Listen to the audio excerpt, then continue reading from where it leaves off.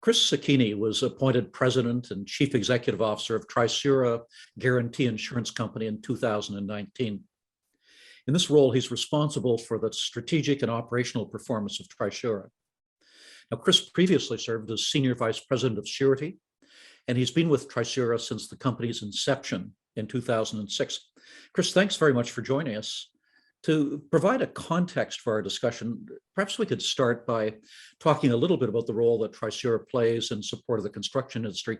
Where exactly does it fit into the sector? Yeah, thanks, Perrin. Really appreciate you inviting me to do this interview today, and I'm really happy to talk about Trisura's role in the construction industry. For Trisura Guarantee, we are a surety bonding company. Is mainly how we participate in the construction industry. And as a surety bonding company, we essentially act as a guarantor for the performance of construction contracts. And so essentially what that means is we will guarantee the terms and conditions that a contractor has agreed to build a project. It could be a school, it could be a hospital. There's a lot of different examples of that. But essentially we're a third-party guarantor of the performance of the terms and conditions of a construction contract. So this gives you a very broad perspective on the sector as a whole.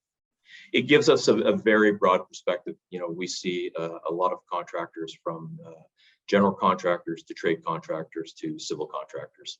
So the whole gamut of construction work. You know, we will have a very broad spectrum across the country, as you know, we do have offices not only in Toronto, but Halifax, Vancouver, and Calgary and Montreal. Well, so the obvious question is, what have you seen? I think it's been encouraging that what we haven't seen is a great number of failures in the industry, that throughout the pandemic, the sector has continued to move ahead, and that's encouraging. But you'll have a much better sense of the nuances here. How has the sector been affected during the pandemic, and what sort of challenges have there been? Yeah, certainly the sector, you know, there's been, from the beginning of the pandemic, there was a lot of uncertainty. And I think the sector overall was very fortunate that it was considered to be an essential service. And so for the most part, construction job sites remained open. And so that was to the great benefit of contractors, as they were allowed to continue to perform their work. However, over that period of time, you know, there's going to be some challenges that persist because of the pandemic, and you know, social distancing and productivity on job sites certainly, you know, became an issue that contractors had to deal with. But overall, the industry was extremely resilient. You know, we saw very few defaults. And you know, in terms of profitability, on the whole, the construction industry remained profitable. So that was you know, a very good news outcome for that industry. You know, just given the challenges of the pandemic. To what do you attribute their success? And obviously, they weren't subject to the same constraints as some other sectors, which were locked down, and they simply couldn't proceed. But they still had constraints on them, and you had a consuming public, obviously, was affected significantly by the pandemic. Why did the construction sector do so well through all of this? You know, I think it goes back to the fact that construction contractors, as you know, inherently risk managers, project managers, they manage a lot of different aspects in their business. And you know, a lot of construction work is highly complex.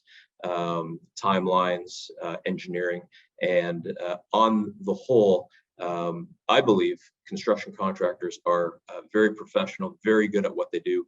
They're very prepared, and I think you know, that level of preparedness and that level of professionalism really helped them to you know, remain resilient, probably through the most difficult time that any of us have faced.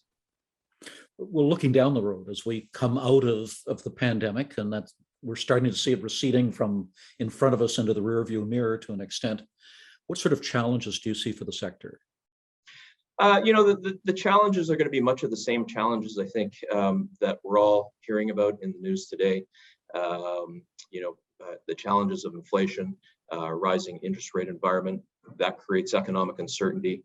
Labor supply certainly has been an issue across the board, I think, for any business, and supply chain disruption. That continues to be a concern for everybody. And so, those are the challenges, I believe that will persist, that contractors are very good at maneuvering through, planning through, and monitoring. And but that's something that I think as a whole, the nation is going to have to look for solutions and look to monitor and figure out how they can maneuver their businesses through those challenging times.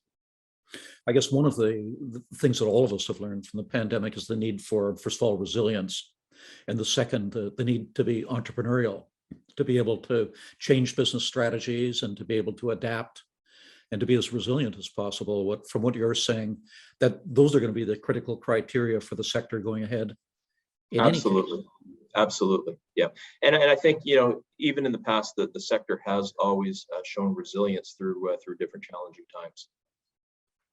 You mentioned the issue of labor, and it's an issue that we hear about often across sectors. How serious in the construction industry do you see the question of the availability of skills and workers? It's a really good question. I think it will vary depending on the specific construction trade that we're talking about.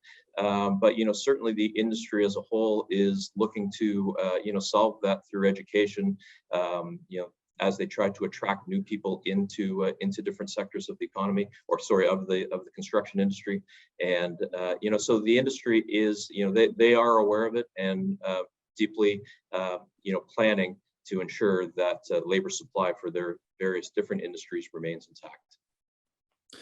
Do you see changes in technology as playing a major role here in terms of the evolution of the sector, and will it help them to overcome some of the challenges they're facing?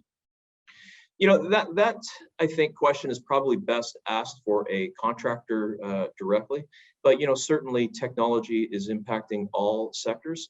And a lot of it from where we sit will be project management based. And so technology that allows contractors to closer manage their projects and have more information available to them so that they can pivot quicker in times of challenges or if there's changing conditions within their contracts. Can we talk for just a minute about the role of government, looking at the challenges that the sector faces? Are there things that you can think of, particularly for the federal government, but for governments at all levels, that they should be doing or perhaps not be doing in order to respond to some of these challenges? Yeah, I mean, it's a really good question. You could probably pull a lot of people and get a lot of different answers. But certainly, I think when we look back to the financial crisis, we saw the governments respond with infrastructure spending and the positive impact that had in terms of how, I guess, a soft landing economically overall. And it's really hard to say how things are going to evolve economically, over the next few years. But certainly, I think there has been a lot of talk about infrastructure spending, and from our standpoint, we believe that is an effective means for governments to positively impact not only the sector but the economy overall, just given the size of the construction sector in Canada. Final question. You've set out some of the challenges that the sector is facing. What about the role of Trisura and of the insurance industry in terms of assisting in that? How can you assist in terms of meeting those challenges? Yeah, from Trisura's standpoint, we are deeply committed to the construction industry in Canada. We're deeply committed to the sector. We are looking to continue to expand our business. From our seat, what we see and what we tell our contractors is to ensure that your balance sheets remain strong. The balance sheet helps a contractor to be resilient through tough economic times. It provides a cushion for uncertainty. And so that's probably our main advice while we try to expand our business, given how much, how bullish we are overall on the construction sector. In addition to that, we have also started up a U.S. operation. And from our standpoint, what that means for Canadian contractors is the ability, if so they choose, to access, a very large market south of the border through a Canadian surety company. Chris, thanks very much for giving us this perspective on the sector and on the role that the insurance sector plays to support construction in Canada. It is an area of growing importance to Canadians, and the contribution that you folks make is enormous. Appreciate you having me, Perrin. Thank you very much. Pleasure.